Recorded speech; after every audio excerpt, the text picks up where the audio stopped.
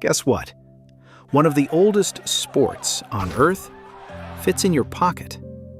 It's been played in dirt, in streets, in schoolyards, and in places where adults absolutely swore it was just a phase, right before they started gambling on it at a pub. It's a game that made kids rich, made kids cry, and made parents step on something so painful they briefly saw the face of God. And the weird part? Marbles weren't just a toy. They became an industry, a collectible market, a tournament sport, a cultural time capsule. All because humans looked at a tiny ball and thought, yeah, that's worth fighting over. This is Guess What?, where a simple ball rolling through dirt somehow rolled through all of human history. When you dig into the ancient world, you keep finding little round balls. In Egypt, Mesopotamia, Greece, China, India, the list goes on and on. From stone balls, clay balls, glass balls, smooth ones, polished ones. But here's the problem with looking at ancient objects. We don't know what the exact use was. A small sphere could be anything. It might be a toy, a decorative bead, a sling stone, a ritual object, or it might even just be a cool rock that some kid picked up and now it's his emotional support pebble. So historians don't just look at the object, they look at where it was found. Because toys are found in houses, weapons are found in forts, ritual objects are found in temples. And that's how we know something very important. Children have been playing with small, polished balls since deep prehistory. Marbles, as a game, are one of the oldest forms of human play ever discovered, which honestly makes sense. Give a child a smooth, round thing, and they will invent rules in 45 seconds. Step 1, flick it. Step 2, argue about the rules. Step 3, diplomacy collapses. Step 4, someone leaves with one shoe and a lifelong grudge. We don't know who invented marbles, but we do know where the earliest confirmed marbles were found. That place is the Indus Valley Civilization, in what is now Pakistan and northwest India. Between 2600 and 1900 BC, archaeologists excavating cities like Harappa and Mohenjo-Daro uncovered small stone balls and clay spheres that were carefully shaped, carefully polished, found in children's living areas, and found in groups. Not in temples, not in armories, not in workshops, in homes. These were not tools, they were not weapons, they were toys.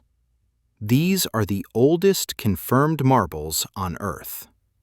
4,000 years ago, kids in South Asia were flicking tiny balls across the floor, arguing over rules, and losing their favorite ones, just like you did. This is the earliest place we can prove marbles were played as a game. Marbles didn't stay in one place. In ancient China, starting as early as the Shang and Zhou dynasties, we see stone spheres, glazed clay balls, and written references to ball throwing and target games. By the Han Dynasty, texts describe games where players toss a ball into the air and try to grab or strike other pieces before it lands. Versions of this same core idea appear independently across India, Southeast Asia, and East Asia, and much later in Europe. In ancient Japan, archaeologists find small glass and stone balls, known generically as tama, in household trash pits and living spaces rather than temples, which tells us many of them were used for everyday play, and perhaps discarded in the trash after a parent stepped on one too many times. Only after marbles had already existed for centuries in Asia do they move west.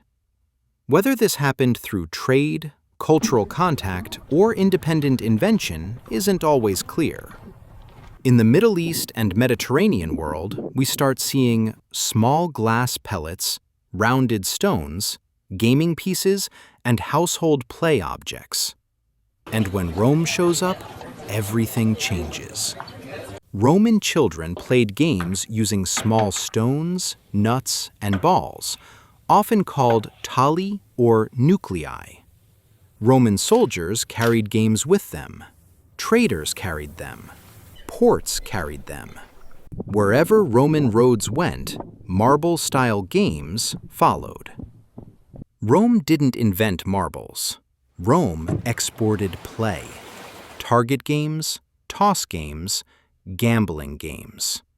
This is how marbles spread across Europe. Not through kings, not through schools, through boredom. For a long time, marbles weren't glass. They were often clay, stone, or whatever could be rounded. Then, Europe's glass-making centers started doing what glassmakers always do, turning dangerous heat into pretty things. One of the most famous places in marble history is Lauscha, Germany, a glass-making town that helped push marbles into the modern era. In the mid-1800s, Lauscha makers developed tools and techniques that made glass marbles far easier to produce. Most notably, in 1846, Elias Greiner invented a tool called the marble schere, or marble scissors. The result? Once you can produce glass spheres efficiently, marbles stop being a small local craft and start becoming a product. And once something becomes a product, human beings do what we always do. We collect it. We trade it. We brag about it. We invent a hierarchy. And then marbles become a tiny economy. Playing for keeps. Kids don't just play. They collect. They trade. They hustle. Ah, the good old smell of capitalism, but for people who still have a bedtime. Now we need to talk about aggies, the slang term for agate marbles. Agate is a real stone, and agate marbles were a big deal in the 1800s and early 1900s, especially in markets like the United States, where they became prized and often expensive compared to common clay ones. This is one of the most human things about marbles. Even kids created a luxury class.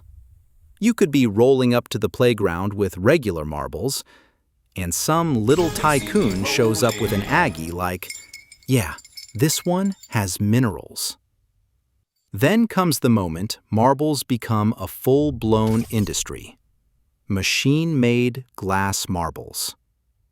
In the United States, early machine production is strongly associated with companies and innovators in places like Akron, Ohio, including the M.F. Christensen operation and later companies like Acro Agate. This is when marbles flood the market. Cheaper, more uniform, wildly collectible, and everywhere. And it creates a new era where a child can have a pouch full of marbles that look like tiny planets. Kids weren't just playing marbles. They were holding the Milky Way hostage in a Crown Royal bag. If you grew up with marbles, there's a decent chance you remember the cat's eye, the glass marble with the colorful, curved eye inside. Here's the tricky part. People love giving cat's eyes a single, clean origin story. One inventor, one country, one moment. But the history is messy, and a lot of popular claims get overstated. What we can say safely, cat's eye marbles became a mass-produced staple in the 20th century, and they're commonly associated with large-scale manufacturing and global distribution in the decades after marbles became industrial products. Let's talk about the phrase, lose your marbles, meaning to lose your mind. This one gets mythologized constantly. What's actually supported is this. The expression is American, and it appears in print by the late 1800s. gradually settling into the modern lose your mind meaning in the early 1900s. Pop culture, like the 1954 film The Caine Mutiny, helped popularize it, but they didn't invent it. So why marbles? Because in the 19th century, marbles were not just a toy. They were something you owned, carried, counted, and competed over. Kids kept them in pockets, bags, and pouches. Losing them meant you'd lost your set, your status, and your ability to play. So when someone lost their marbles, the image wasn't just of a few rolling balls. It was of someone who had lost control of their things, their order, and their grip. In other words, losing your marbles meant losing the pieces that kept your world together. Yes, there are organized championships for marbles. The most famous modern one is tied to Tinsley Green in England, held at a pub. And here's where we separate tradition from verifiable history. The modern organized event is commonly traced to the 1930s. There is also a much older origin story floating around. The sort of, this began in 1588 because of a dramatic local legend tale. It's part of the culture of the event, but it should be treated as legendary tradition, not proven fact. Marbles are one of those toys that survive every era because they're perfect. They're cheap, most of the time. They're portable. They feel good in your hand. The rules can be simple or endlessly complicated, and every shot feels like fate. It's also one of the earliest skill games a kid can take seriously. The distance, the angle, the flick, the tiny adjustments. It's basically billiards for people who still think nap time is a political issue. You haven't seen competitive intensity until you've watched an 8-year-old line up a shot like he's defusing a bomb. And this is the heart of it. Marbles are small, but they teach big things. Patience, precision, losing gracefully, or failing that, learning how to accuse your friend of cheating with confidence. So, from ancient little spheres to German glass-making breakthroughs, from agate status symbols to machine-made explosions of color, marbles weren't just a toy. They were a childhood economy, a tiny sport, a pocket-sized obsession. That's today's episode of Guess What? If you enjoyed walking carefully through history with me, hit subscribe, because next time, who knows what we'll uncover. Until then, stay curious and watch your step. The floor is lava, and the lava is made of marbles.